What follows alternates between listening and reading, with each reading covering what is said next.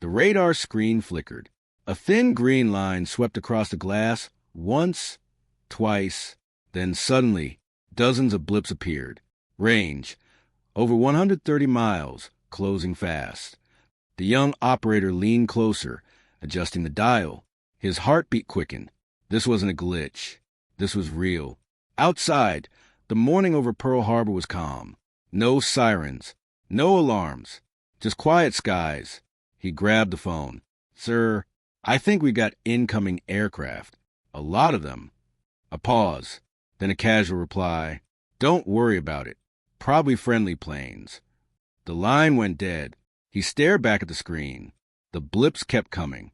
Closer, faster, and in just minutes, the sky itself would turn into a weapon. The radar hum deepened in the small wooden shack. Static whispered through the headphones, soft at first, then rising.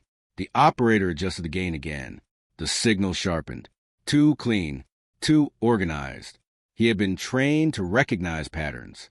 Random interference, weather distortion, stray signals from friendly aircraft. This was none of those. This was formation. Tight, controlled, moving with purpose. He checked the time. Just after 7 a.m. The sun had barely climbed above the horizon, casting long golden light over the Hawaiian coastline. From this distance, the world looked peaceful, still, but the screen told a different story. Distance closing, speed increasing. His voice was quieter now, focused. A second operator leaned over his shoulder. "What do you think it is?" He didn't answer immediately, because deep down, he already knew. Not a training flight, not a handful of planes. This was something else, something big. He reached for the phone again, dialing with more urgency this time. There had to be a mistake in the response earlier. There had to be.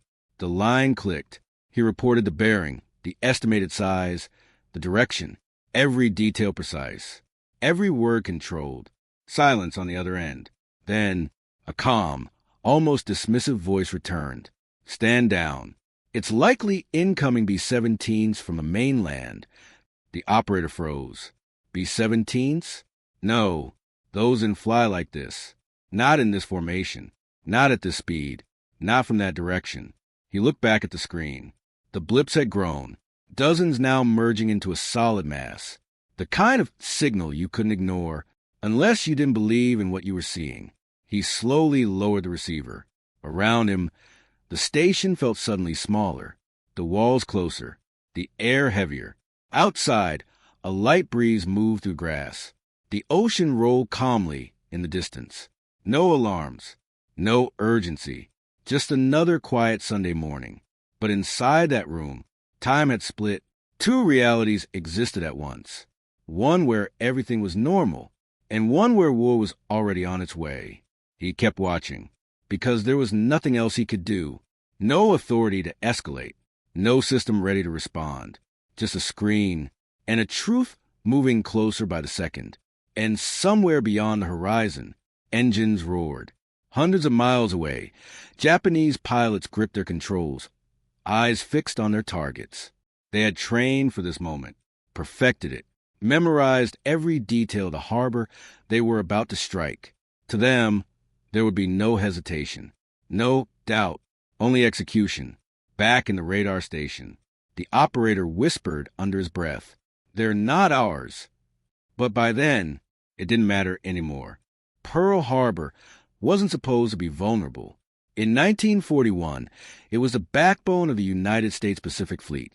Battleships anchored in tight formation, airfields lined with aircraft, and defenses built for sabotage, not a full-scale aerial assault. Radar was still new, experimental. Stations like Opana Point had only recently been activated. Most officers didn't fully trust it yet. But what was approaching that morning was unlike anything they had prepared for. Over 350 Japanese aircraft, launched from 6 carriers deep in the Pacific, were already in the air. The first wave flew low, hugging the ocean surface. Above them, high-altitude bombers climbed into position. Speed, coordination, precision. This wasn't just an attack. It was a calculated strike designed to cripple an entire fleet in minutes. Back at the radar station, The operator kept watching. The signal now filled the screen. Too large to ignore. Too fast a mistake. But protocol and disbelief had already sealed a response. At 7:48 a.m., the first planes arrived. No warning, no sirens, just a sudden roar of engines tearing through the sky. Pilots dove toward the harbor, lining up their targets. Torpedo bombers skimmed dangerously low, so low their wings nearly touched the water. Then, impact. Explosions erupted across the harbor. Columns of fire shot into the air. Battleships like the USS Oklahoma began to roll. The USS Arizona, hit by a catastrophic magazine explosion, vanished into flame and smoke in seconds. Men ran across burning decks. Some jumped into oil-covered water already on fire. Machine gun fire rattled across airfields. American planes sat wingtip to wingtip. Easy targets, never meant to take off under attack. Within minutes, chaos consumed everything.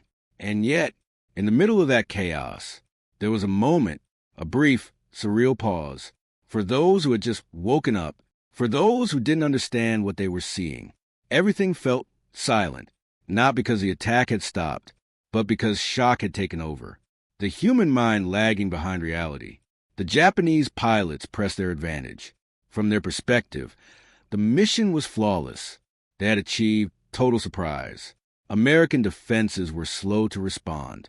Anti-aircraft guns struggled to find targets in confusion. By the time resistance began to organize, the damage was already done. 8 battleships damaged or destroyed. Hundreds of aircraft lost. Over 2,400 Americans killed.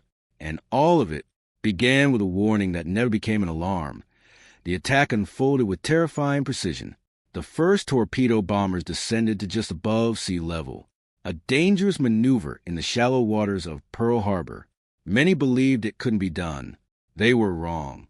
Modified torpedoes sliced through the water, striking battleships along their most vulnerable points. Metal tore open. Water rushed in. The USS West Virginia shuddered as multiple hits crippled her. The Oklahoma began to list, then roll completely over, trapping hundreds inside. Above, dive bombers screamed down from altitude. Their engines howled as they plunged toward their targets, releasing bombs at the last possible second before pulling up sharply. The accuracy was devastating. Airfields were hit almost simultaneously. Wheeler Field, Hickam Field, rows of American aircraft, lined up neatly to prevent sabotage, were destroyed before they could even take off. Pilots ran toward burning planes, only to watch them explode before reaching the cockpit. From the Japanese perspective, this was dominance, total control of the battlefield. They had studied American routines, mapped defensive gaps, and exploited every assumption their enemy had made. Surprise wasn't just an advantage. It was the entire strategy. Back at the radar station, the operator no longer needed the screen. The distant echoes of explosions had already begun to carry across the island. Low, heavy thuds that didn't belong to training exercises. He stepped outside, and for the first time, he saw it. Smoke rising, dark, thick, spreading across the sky. The reality he had watched forming on a screen was now burning in front of him. Years later, people would look back at that morning and ask the same question. How did no one see it coming? But someone did. A young radar operator, watching a screen few truly understood, saw the future unfolding in real time. Dots on a display, a pattern forming, a warning, and for a brief moment in history, the truth existed before the chaos. But wars aren't just shaped by firepower or strategy. They are shaped by hesitation, by doubt, by the seconds where decisions fail to match reality. Pearl Harbor changed everything. It pulled the United States into World War II, shifted the balance of global power, and redefined how modern warfare would be fought, where speed, surprise, and information became just as deadly as bombs. Radar would soon become one of the most critical tools of the war. But on that morning, it was a voice no one fully trusted. And as the smoke rose over the harbor, and the fires reflected across the water, one truth remained. The warning came first. But history only remembers. What happens after the silence breaks? The In the years that followed, the story of Pearl Harbor will be told in countless ways, through reports, testimonies, and history books that try to make sense of that morning. Strategies would be analyzed, mistakes would be debated, blame would be assigned.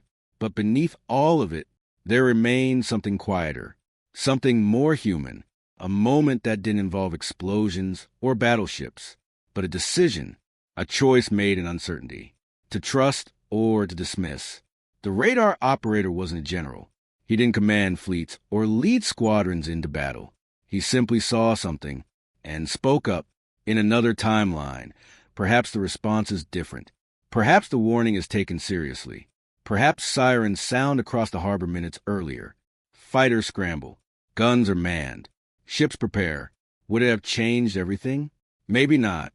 But war is often decided by moments much smaller than we expect. Seconds, instincts, belief. Pearl Harbor exposed more than vulnerability. It exposed the cost of underestimating the unknown. After that day, radar was no longer experimental. It became essential, a silent guardian scanning the skies across every front of the war. From the Battle of Britain to the vast Pacific, early warning systems would save countless lives, because now no signal could be ignored, no pattern dismissed too quickly. The lesson had been written in fire, and it would not be forgotten. But for the men who were there, for those who watched ships sink, who breathed in smoke and oil, who heard the chaos and felt that brief, impossible silence, the memory never became history. It stayed real, frozen in that morning, a moment where peace and war existed side by side, separated by just a few minutes. And somewhere in a quiet station overlooking the island, a radar screen once flickered with the truth, a warning that arrived on time, spoken clearly, seen with certainty, but lost in the space between doubt and action, because sometimes the difference between safety and disaster isn't what we see coming. It's whether we choose to believe it.